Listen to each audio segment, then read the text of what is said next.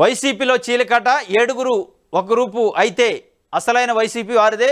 ఏపీలో ఏక్నాథ్ షిండే తరహా చీలిక రాజకీయం. జగన్ పార్టీని చావుదెబ్బ కొట్టేందుకు పావులు కదుపుతున్న షాడో టీం.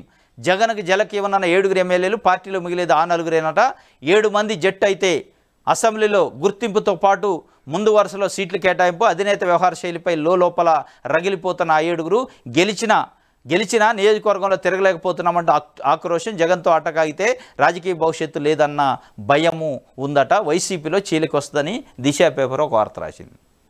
మరి ఇలా ఏమైనా ఇన్ఫర్మేషన్ ఉందా, కాలొచ్చిందో తెలియదు. కానీ అంటే 11 మంది ఎమ్మెల్యేలలో 2/3 చీలితే వాళ్ళదే పార్టీ అయింది, వాళ్ళకే సింబల్ పోద్ది అని అంటే వైఎస్ఆర్సీపీ నుంచి గెలిచిన ఎమ్మెల్యేలలో లేని ఒక దురాశని, ఒక ఆలోచనని కలిగిస్తుంది దిశ పేపర్. ఇవాళ వాళ్ళకి ఒక లేని ఆశను చూపించి రాజకీయంగా వైఎస్ఆర్సీపీ అనే పార్టీని సమాజ్ చేయాలనే ఒక కుట్ర జరుగుతుంది అనేది దీని వెనక ఉంది అనిపిస్తుంది. అంటే 7 మంది ఎమ్మెల్యేలు చీలితే ఈజీ అయిపోద్ది. వైఎస్ఆర్సీపీ పార్టీ జగన్మోహన్ రెడ్డి చేతిలోంచి పోద్ది, ఫ్యాన్ గుర్తు పోద్ది.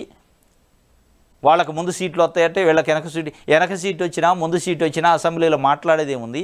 అసెంబ్లీలో అంతా భజన అయింది. ఇలా మొన్న 2 సార్లు అసెంబ్లీ సెషన్ జరిగింది, మొత్తం భజనే.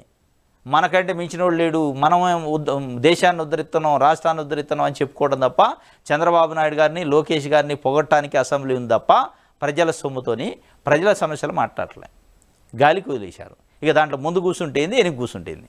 ఇది కాదు కానీ మ్యాటర్, ముందు వెనక కూర్చుకునేదానికి కాదు. కానీ వైఎస్ఆర్సీపీకి సంబంధించిన సింబలు, వైఎస్ఆర్సీపీకి సంబంధించిన పార్టీ ఎలక్షన్ కమిషన్ పరిధిలో గుర్తింపు, పార్టీ గుర్తింపు అనే దాన్ని హ్యాక్ చేయడానికి చూస్తున్నారు, ఈవీఎంలు చేసినట్టు అనేది స్పష్టంగా అర్థమవుతుంది అనేది ప్రజల్లో చర్చ.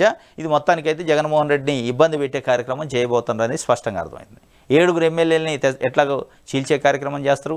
మహారాష్ట్రలో ఏక్నాథ్ షిండే ఎట్లా అయిందో ఇక్కడ కూడా ఒక ఏక్నాథ్ షిండేని తయారు చేసి మళ్ళీ పార్టీలో మేము జాయిన్ చేసుకోం, మేము నీతి నియమాలు నైతిక విలువలు పాటిస్తామని చెప్పుకుంటూనే ఇగో ఇట్లాంటి చీలికల కార్యక్రమం చేసే వ్యవహారానికి వచ్చింది. ఇది ఒక వార్త దిశ పేపర్ సంబంధించి.